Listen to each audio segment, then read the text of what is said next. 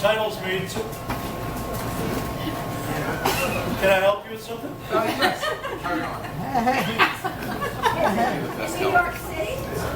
Sorry, no, not in New York City, Binghamton City, which is very similar to a suburb. So, that allows me in my summers to work at Mystic Seaport, which is in Connecticut. And we have the only wooden whale ship left in the world called the Charles W. Morgan, who was launched in 1841. And we have recently put her back together in a way that has sailed all through New England. We were in New Bedford where she sailed. I'm trying to talk to the people over here. You want to sit down with the camera, please?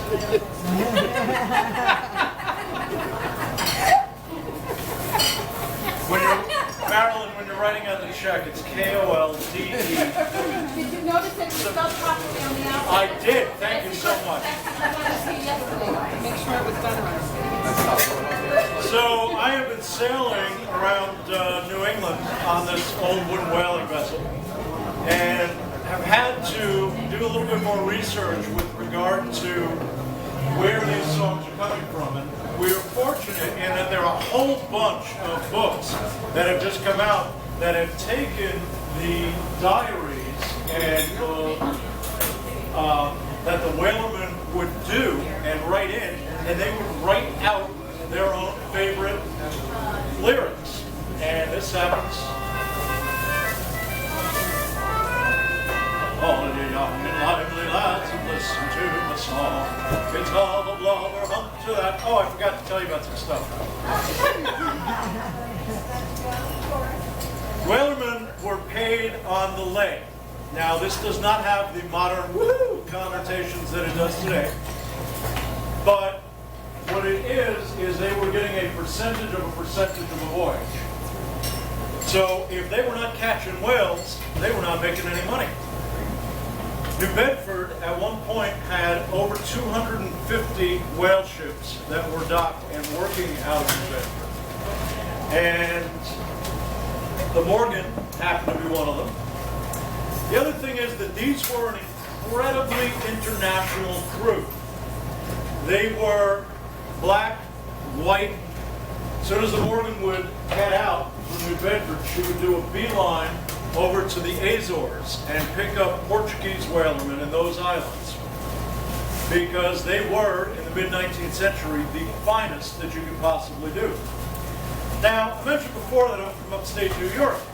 So were a lot of the whaling crews. In fact, they would set up these little storefronts, very similar to this, up in Buffalo, Binghamton, Vermont. And they would say to the nice young farm boy, Oh. hey, you want to see the elephant? Ooh. Ooh, which meant you want to take a nice trip around the world. In which case that kid said, put down the plow, I'm ready to go. All you young and jolly lads, listen to the song. It's all the blubber hunter that to Bedford does belong. Was in the year of 55 the chief from Bedford went. And when we had been out a year, we hadn't made a cent. And come along, I say.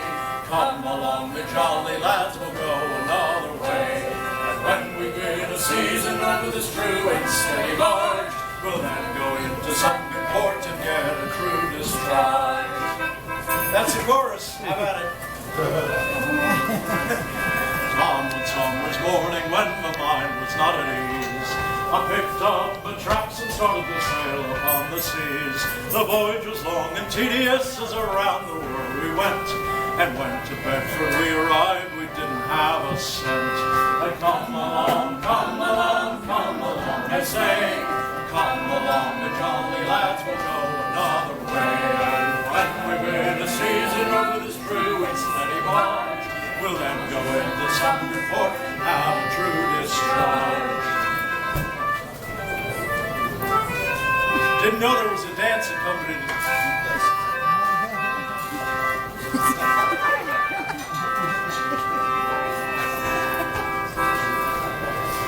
Oh, we had a more mixed of crews ever went to sea.